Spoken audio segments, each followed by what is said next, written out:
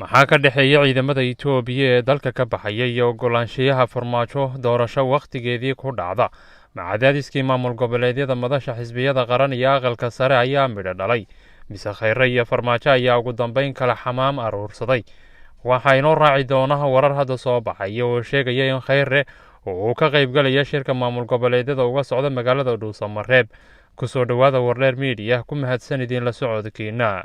marka laga yimaado cadaadiska ka haysta madaxweyne farmaajo aqalka sare maamul goboleedyada iyo madaxdii horey dalka u soo maray kuna saabsanaa arrimaha doorashooyinka, markan farmaajo dhanka Itoobiya ayay dabayli ka soo gashay, waana garab iyo gaashaan la'aan. waxay mawjado dibadbaxyo iyo jahwareer siyaasadeed haystaan walaalkii Abiy Ahmed oo qudhiisu u baahday in Eritrea ciidamo kumaandoosa ammaankiisa suga ku caawiso, waxaana si maalinlaha gudaha Soomaaliya uga baxaya ciidamadii Itoobiya ee farmaajo uu ku shaqaysan jiray, khaasatan kuwii ku sugnaa gobolada dhexe iyo koonfur galbeed.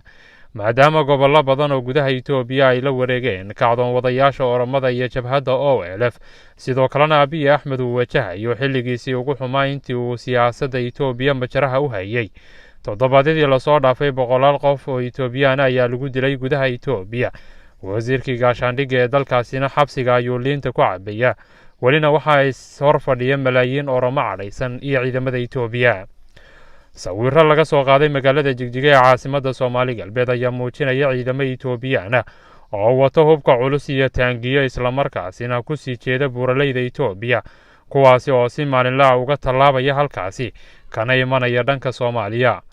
xaaladda murugsan ee Itoobiya ayaa madaxweyne farmaajo ka dhigtay agoon, waxaana gebi ahaanba burburay rajadii uu ka qabay inuu soo laabto iyo inuu cadaadiyo saamileyda siyaasadda isagoo ciidamada Itoobiya isticmaalaya. dhanka maamul goboleedyadu way ka tashadeen dowladda federaalka ee nabad iyo nolol. haatan waxa uu shir uga socda magaalada dhuusamareeb, iyadoo ay xusid mudan tahay inay diideen shir dowladda federaalku ugu yeedhay magaalada muqdisho. waxaasi oo dhammina waxay ku soo hagaagayaan xilli lasoo sheegayo kala aragti duwanaan farmaajo iyo khayre. warar hadda soo baxayana waxay sheegayaan in golaha wasiiradu shalay kula taliyeen khayre inuu ka qayb galo shirka dhuusamareeb, walow aan la ogeyn sida maamul goboleedyadu ku qaabili karaan arrintaasi. qaar ka mid a golaha wasiirada Soomaaliya ayaa ra'iisul wasaare khayre u soo jeediyey inuu ka qayb galo shirka dhuusamareeb uga socda madaxda maamul goboleedyada.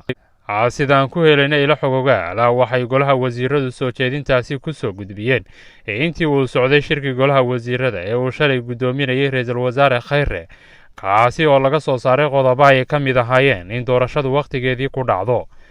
ra'iisul wasaare khayre ayaa soo dhoweeyey tala soo jeedinta golaha wasiirada, waxaana la filaya inuu safar degdega ku aado magaalada dhuusamareeb si uu uga qayb galo shirkaasi.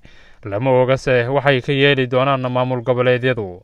sidoo kale waxaan la ogeyn in ra'iisul wasaaruhu arrimaha doorashada kala mowqif yahay dowlad goboleedyada. hase yeeshee xukuumadda Soomaaliya ayaa ku dhawaaqday mowqif aan la filaynin oo ah in doorashadii aan dib loo dhigaynin.